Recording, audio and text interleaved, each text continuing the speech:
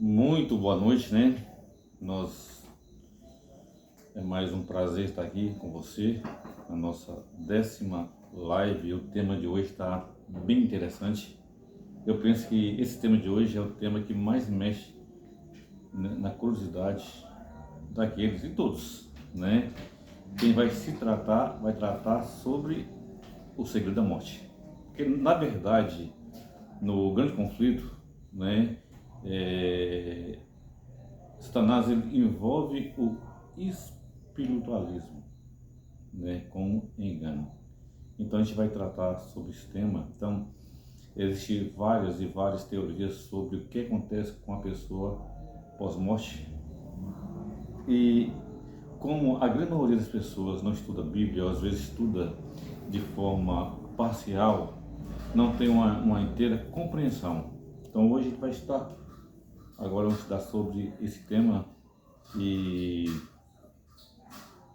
a gente vai compreender completamente sobre esse assunto. Mas antes de a gente entrar nesse tema do estudo, a gente vai orar a Deus, porque não pedir a bênção de Deus mesmo para o completo conhecimento, né, desse assunto.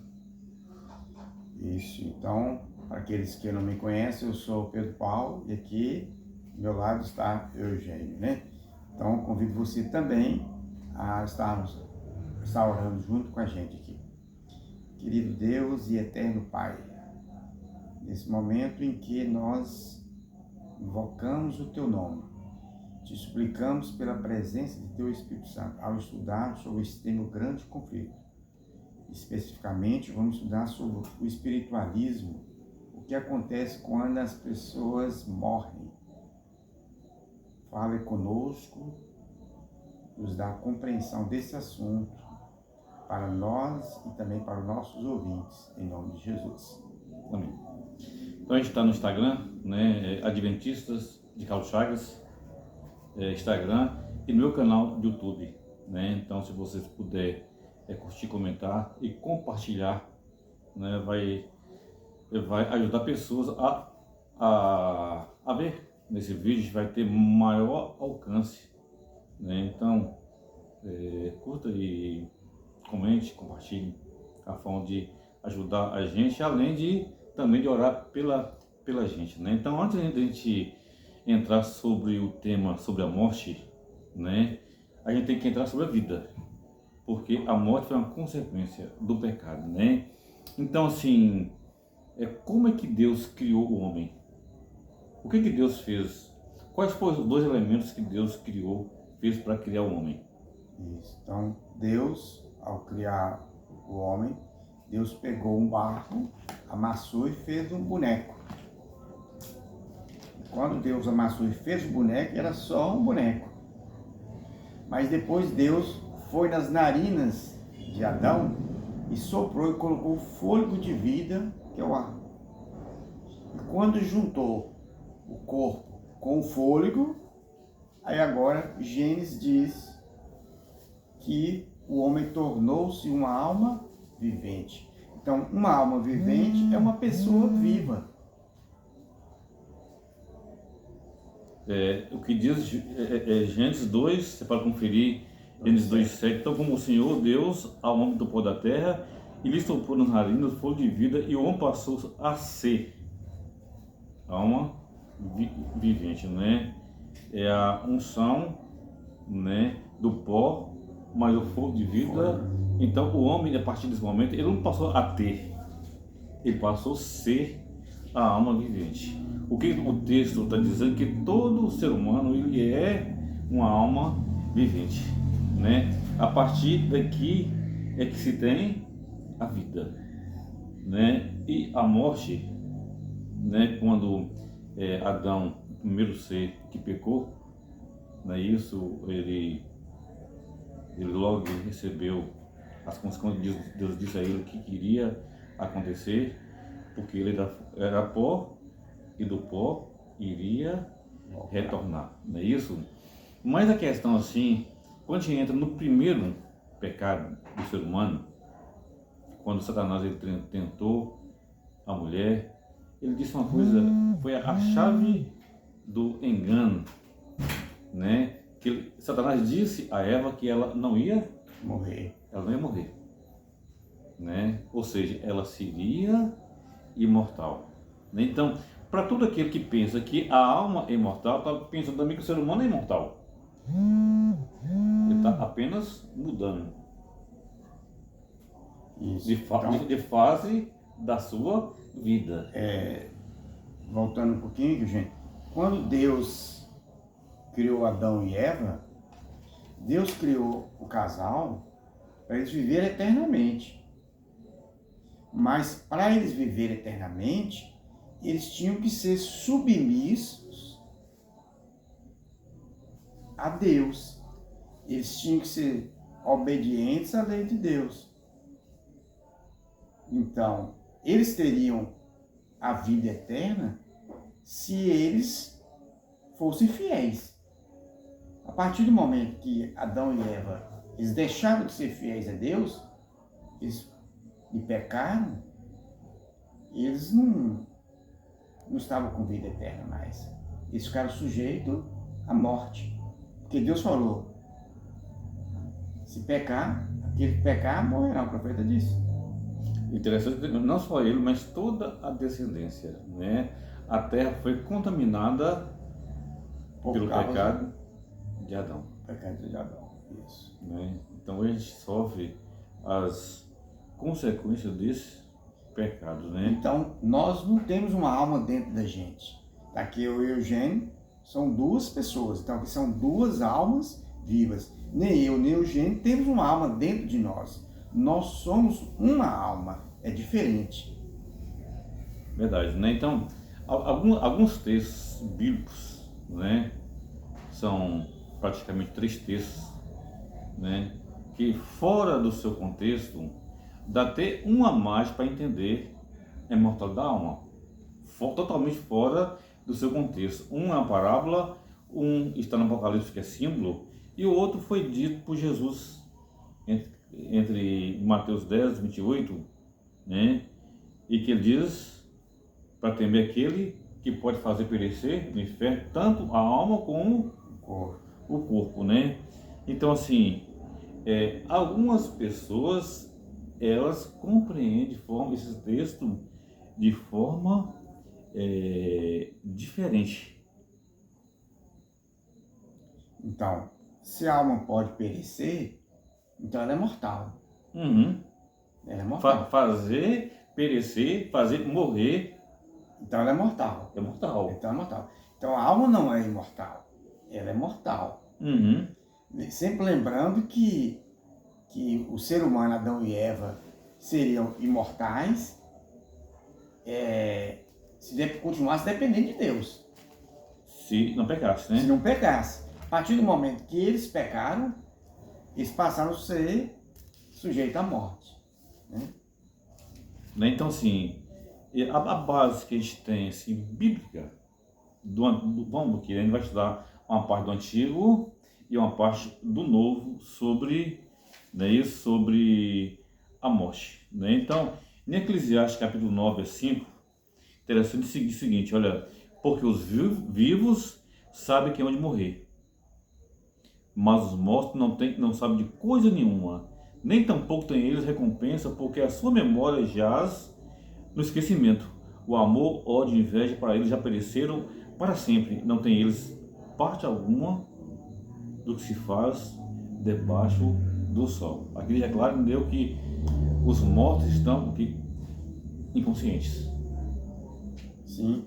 Então, se os mortos estão inconscientes, eles não pensam. Se não há planejamento, se eles não têm consciência, não tem como eles planejar. Não tem como louvar e nem ter sentimento. Então, a pessoa que morreu, quem sabe alguém que perdeu algum ente querido, eu sei que todos nós, em algum momento, perdemos algum ente querido. Então, você que está nos assistindo, perdeu um ente querido. O seu ente querido morreu, ele não tem consciência na mente, ele não louva a Deus, ele não sente dor, nem sente alegria e nem tem planos, porque ele não pensa. O texto de Eclesiastes, você leu, gente? Diz que os mortos não sabem de coisa nenhuma. Interessante também que, olha, no Salmo, capítulo 6, versículo 5, diz que, pois na morte não há recordação de ti. Então, a pessoa que ela morre, ela não vai recordar de Deus. Não é isso? E aqui deu. E no sepulcro, quem te dá do louvor? Quem te dá do louvor? Certo. Né? Então, assim, o que a morte, na verdade, ela, tanto no novo como no velho, é considerada um sono. Né? O livro de Jó, no capítulo 19, é bem interessante. O Jó foi uma pessoa que foi um exemplo, né? Que passou as piores dificuldades, perdeu seus bens, perdeu seus filhos, perdeu a sua saúde, mas ele estava firme no Senhor, mesmo, né, com seu corpo tentando em estado de putrefação, né? No capítulo 19, versículo 25, ele diz aqui, olha, porque eu sei que o meu Redentor vive e por fim se levantará sobre a terra, depois revestido este meu corpo da minha pele, em minha carne eu verei a Deus, né? Então Jó, ele tinha consciência, né, que ele, quando fosse para a sepultura, ele ia ficar em estado inconsciente, mas quando o Redentor Jesus voltasse, né, ele iria ver a Deus. Quando ele fosse ressuscitado com um novo corpo, um corpo imortal, incorruptível, né, ele ia ver ao Senhor. Então, você citou alguns textos do Antigo Testamento, em que o Antigo Testamento nunca apoiou, nunca citou que o morto, quando ele morre, ou ele vai direto para o céu, ou ele reencarna em outro corpo, ou quem sabe essa alma vai para alguma parte do espaço.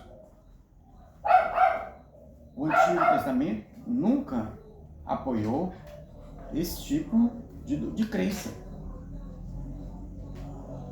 E nós vamos, com todo carinho, todo amor, que sabe você que está nos assistindo, crê de forma diferente do qual nós estamos apresentando, mas nós estamos usando a Bíblia, a Palavra de Deus. Agora, como surgiu, Eugênio, essa crença de que quando a pessoa morre, a alma vai para o céu, ou vai para o espaço, em algum lugar, ou reencarna em outro corpo? Quando foi que surgiu essa crença? E com quem começou? Na verdade é o seguinte, olha, essa crença é muito velha. Começou lá no Éden. Satanás, você diz a Eva que não morrerás. Que ela ia pecar. Que ela não ia morrer, né? Se a gente olhar assim para a cultura egípcia, quando eles embalsamavam os faraós, né? Ali se colocava joias, né? Tanta coisa ali, não deu para quando eles, né? No outro plano, eles carregassem aquilo ali, né? Então, foi passando de geração a geração. As nações daquelas épocas também, elas acreditavam na imortalidade da alma, né? Chegamos ao ponto da cultura, foi difundida isso aí, imortalidade da alma, deu pela cultura grega, né? Aí a cultura grega, a Grécia, ela dominou o mundo inteiro, né? Militarmente, antes de Roma, em torno de quase 200 anos. Depois, Júlio César, ele venceu a Grécia e começou a dominar, né? Porque Jesus, né? A Roma já dominava o mundo, e Roma pegou da Grécia essa teoria, doutrina, que pode chamar, né, da imortalidade da alma. E aí, com pouco tempo, né, que passou, né, de alguns séculos, né, isso entrou no seio da cristandade. Roma derrotou Grécia, os gregos, mas os gregos influenciaram muito Roma. É porque a cultura... Justamente com a doutrina, a crença da imortalidade da alma. E Roma agora, ela introduziu dentro da igreja cristã essa doutrina da imortalidade da alma, por meio dos santos, em que você pode comunicar. Os santos podem ouvir a sua oração, o seu clamor, que tem uma comunicação entre o santo e a pessoa que está viva. Mas isso contraria, a Bíblia não contraria, gente? Porque com certeza. se os textos que nós usamos de Jó, usamos dos Salmos, usamos de Eclesiastes, em que os mortos não sabem de coisa nenhuma, não se comunicam com os vivos. Então, como alguém que morreu vai comunicar com o vivo? Então, essa crença que Roma herdou dos gregos, e os gregos herdou dos medo-persas, e medo-persas herdou de Babilônia, e chega até onde é que, quando a serpente, Satanás usando a serpente, quando garantiu a Eva que, mesmo se ela pecasse, que ela não morreria. O interessante é que essa doutrina, ela se difundiu depois de Roma, ela se espalhou na Europa, e também depois ela começou um princípio lá nos Estados Unidos, Eugênio. Uhum. Com duas irmãs, no século XIX, mais ou menos 1848, né? Uhum. 1848. E depois elas negaram, uma delas negaram que foi uma farsa. Mas depois passou uns anos, elas voltaram atrás, voltou atrás e voltou a confirmar. E a partir daí, essa crença de quando a pessoa morre, a alma não morreu, ela vai encarnar em outro corpo, o espírito vai se desenvolver. É porque na verdade é o seguinte, o espiritismo moderno, né? A gente está falando assim da doutrina espírita, a gente respeita os irmãos espíritas, e existe muitas pessoas espíritas, são pessoas sinceras, né? Mas o espiritismo não surgiu com Allan Kardec, surgiu nos Estados Unidos com os irmãos Fox, né?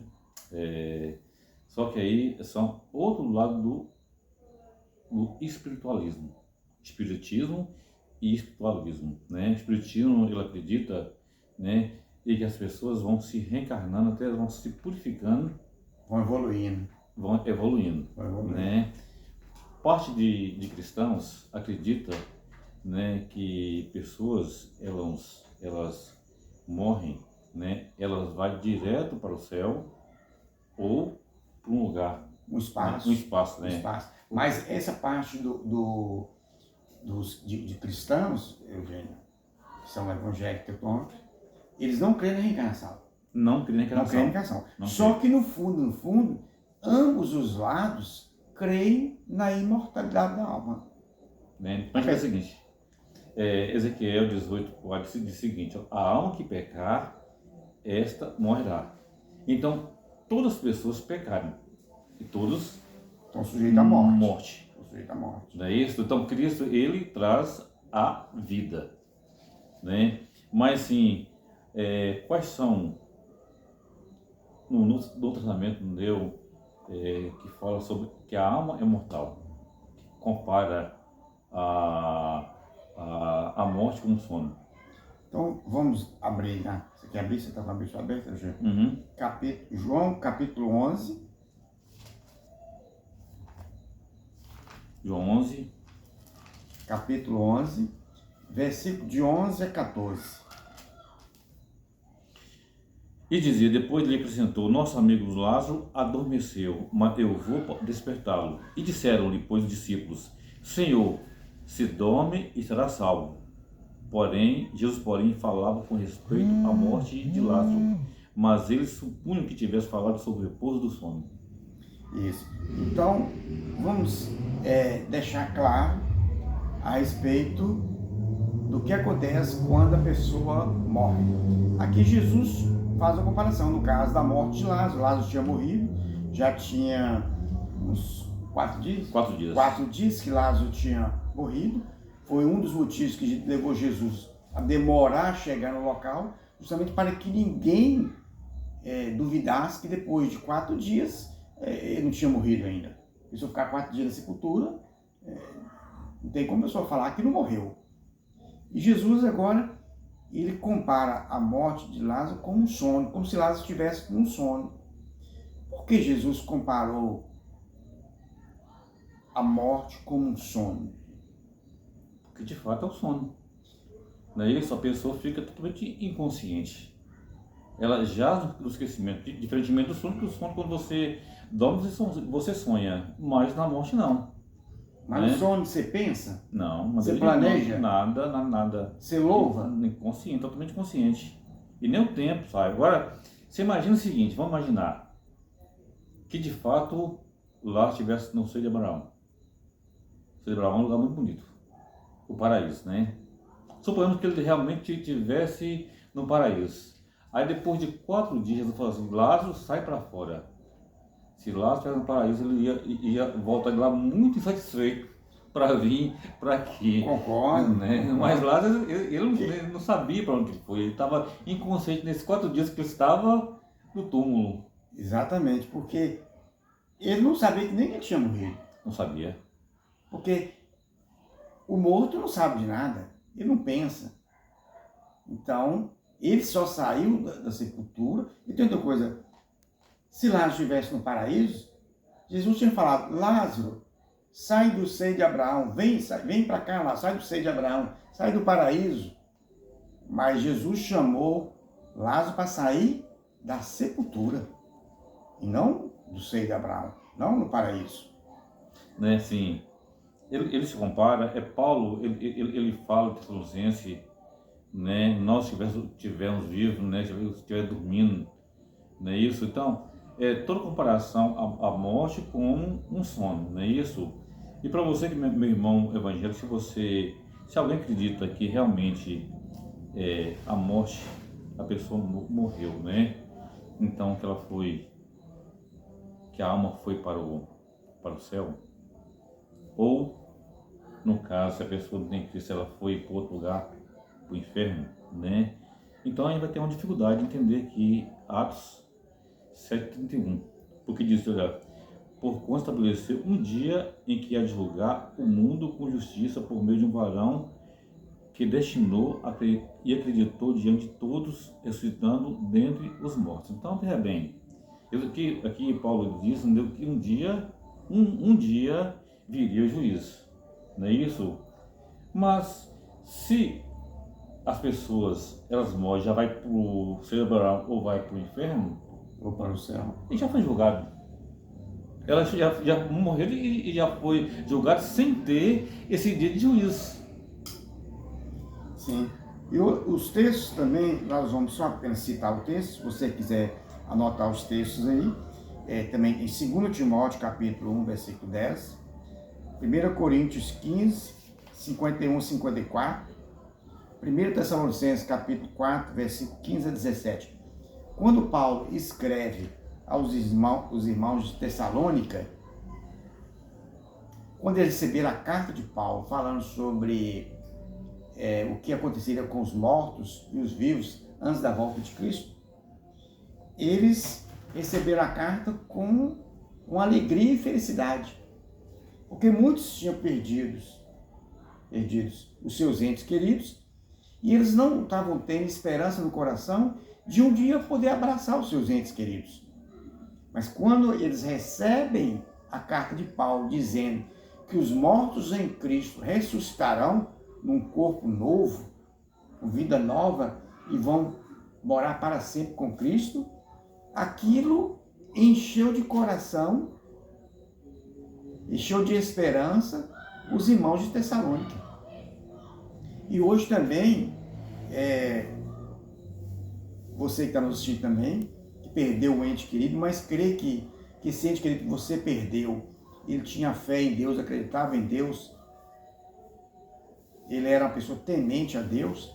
Então, saiba você que quando Cristo voltar, Cristo vai ressuscitar o seu ente querido, um corpo novo, sem doença, e agora vai viver para sempre. E você vai poder abraçar o seu ente querido ao encontrar com ele. e nunca mais você vai separar do seu ente querido.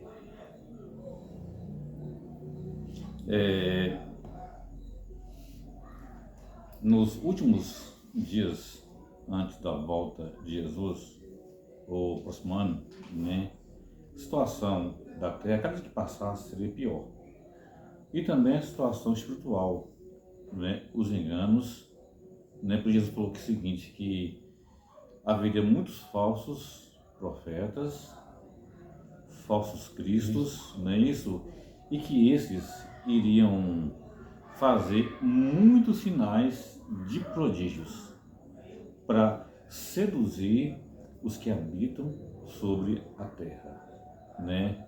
Milagre é alguma coisa que chama a atenção. Quando Moisés foi encontrar com o faraó, né, para pedir, para falar, para libertar, não pedir, falar para libertar o povo, né? Moisés fez alguns milagres, né? A sua vara virou em cobra, né? Os magos, os feiticeiros de faraó fizeram a mesma coisa, né? Sim. Jogaram o bastão, né? Ali eles fizeram alguns milagres, né? E esses milagres vieram do inimigo, Sim. não vieram em Deus, não é isso? E Então, as pessoas que viram os milagres que os magos fizeram, gente, eles acreditaram. acreditaram, o faraó acreditou. Acreditou, o faraó acreditou. Então, quem sabe hoje também, Satanás tem o texto da Bíblia, você vai usar o texto da Bíblia, Mateus 24, né?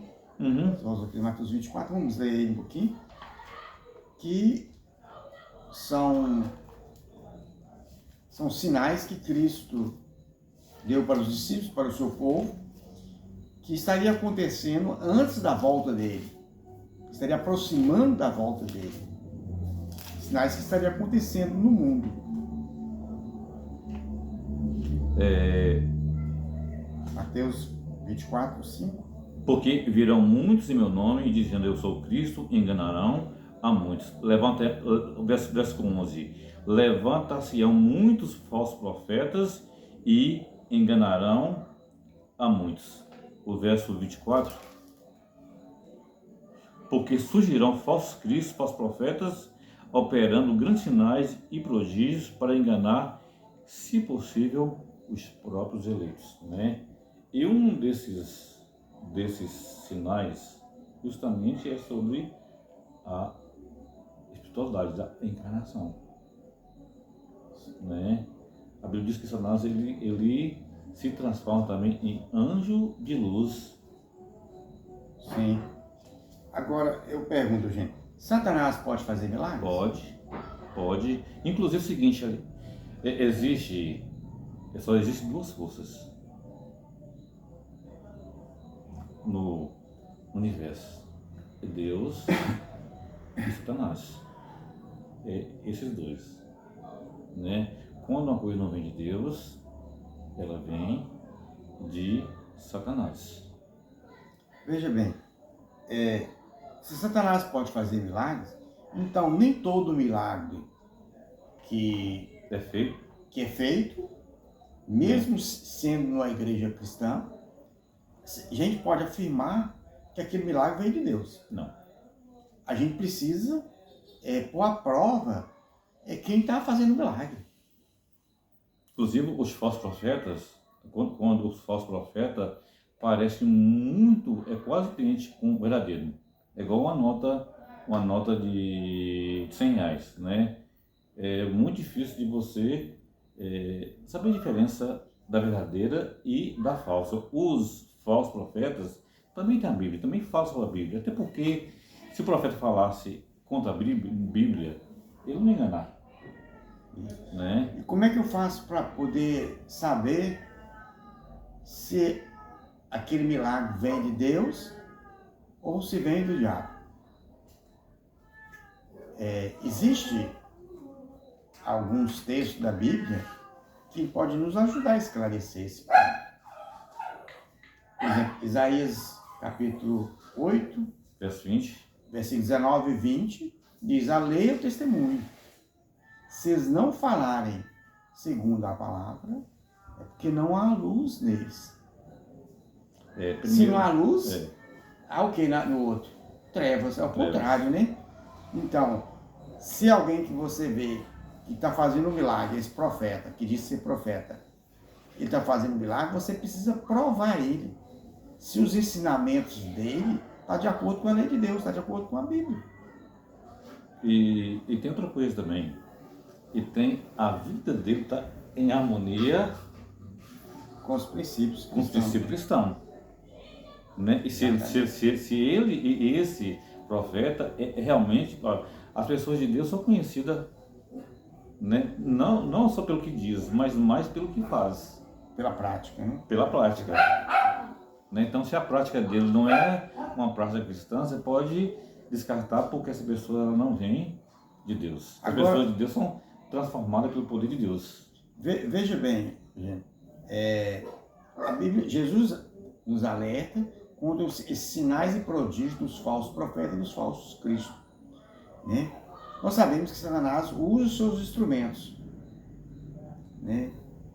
E a Bíblia diz que quando Jesus voltar, todo olho vai ver.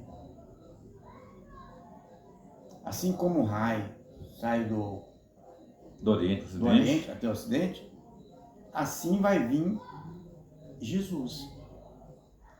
Mas aí, o arqui-inimigo criou uma crença de que Jesus vai vir secretamente, Jesus não vai vir visivelmente. E esse é um dos maiores enganos de Satanás. Porque quando Satanás imitar a volta de Cristo, ele vai aparecer em algum canto da terra. Mas se você quiser ver ele, você vai ter que ver pela televisão, ou você vai ter que ir lá naquele território, naquele país onde ele estiver. Agora, quando Cristo voltar pela segunda vez, você está em Carlos Chagas, você vê Cristo. Em qualquer lugar. Se estiver em Belo Horizonte, você vê. Se estiver em São Paulo, você vê. Onde você estiver, você vê Cristo voltando. Então, se alguém está te ensinando que Cristo não virá visivelmente em pessoa e com sons de trombeta, os anjos vêm trocando, então desconfirme, porque esse ensinamento não vem da Bíblia e nem de Jesus. Certamente vem do arqui-inimigo, aquele que faz os prodígios, né, e as curas. Estamos chegando mais próximo do final, né? Como eu disse, Deus Satanás ele se transforma em anjo de luz, né? E seus ministros da mesma forma, né? Fazendo sinais de prodígio, né? As suas considerações? Sim, antes de a gente fechar aqui, eu vou fazer um comentário, só para concluir aquele raciocínio que eu estava dizendo sobre a volta de Cristo. Então, Deus não permitiu que Satanás pudesse aparecesse em vários lugares diferentes, como Cristo veio. Até porque ele não pode, porque ele não é Deus. Ele não é onipresente. Não é presente. Ele não é onipresente. Né? Então, essa imitação, ele não consegue fazer. Ele consegue fazer um milagre, como você citou o caso aí dos magos com o faraó. Ele consegue fazer uma cura, alguém que está doente, desenganado pelo médico, ele pode fazer uma cura. Agora, fazer a vinda de Cristo igual a Cristo, ele não consegue. As minhas considerações finais, um comentário também, qual o objetivo de Satanás para enganar as pessoas? Por que ele está operando sinais, milagres, curas, falsas doutrinas, falsos ensinamentos? Qual é o objetivo dele em relação a tudo isso? E o que o ser humano tem a ver com esse objetivo de Satanás? Bom, Satanás, ele quer que eu e você perca a esperança de encontrar com Cristo, a ideia da esperança de poder nos prepararmos para que quando Jesus voltar, nós subimos e morar com Ele para sempre. Satanás quer que a gente perca essa esperança. E você que está nos ouvindo nesse momento, não perca a sua esperança. Estude a Bíblia. Confie no que a palavra de Deus disse. E se alguém te ensinar de forma contrária à palavra de Deus, desconfie. Porque esse é o objetivo de Satanás, é destruir o ser humano. Ele quer levar o máximo de pessoas, Eugênio, para o fogo eterno junto com ele. E por isso que ele opera esses sinais, esses milagres, para desviar o ser humano da presença de Deus. Deus abençoe você, toda a sua família e seu lar. Um abraço e até. Desde que Deus criou o homem, ele criou o homem para ser imortal. Só que a imortalidade do homem era condicional à obediência. Então, quando o homem ele desobedeceu a Deus, ele pecou, então agora ele estava condenado à morte, né? Então ali ele ia morrer, né? Então, novamente, né, o plano de Deus ele planejou antes da criação do homem, a ele mesmo vir aqui na pessoa de Jesus e morrer, pagar o preço do pecado. E novamente o Senhor vai nos dar a imortalidade. Mas essa imortalidade vai acontecer pós volta de Jesus, onde os mortos vão ser ressuscitados, né? Eles vão ser ressuscitados com um corpo incorruptível e com um corpo imortal. E Jesus, ele, em João capítulo 5, versículo 28, ele diz, não vos maravilheis disso, porque vem a hora em que todos os que se acham nos túmulos, eles não estão no cérebro de Abraão, eles não estão nem no inferno, nem estão no túmulo. Todos que se acham no túmulo ouvirão a sua voz e sairão, né? Uns vão ressuscitar para a vida eterna e outros vão ressuscitar para condenação, né? Mas todos estão inconscientes. Então, a imortal da alma, como Pedro falou, não é o instrumento de Satanás, ele usa para enganar a muitos, né? Mas a Bíblia, ela como é a fonte da verdade, e ela nos fala que nós só temos a mortalidade, né, perante Deus, perante a obediência a Deus. Que Deus te abençoe. Um forte abraço e até a próxima.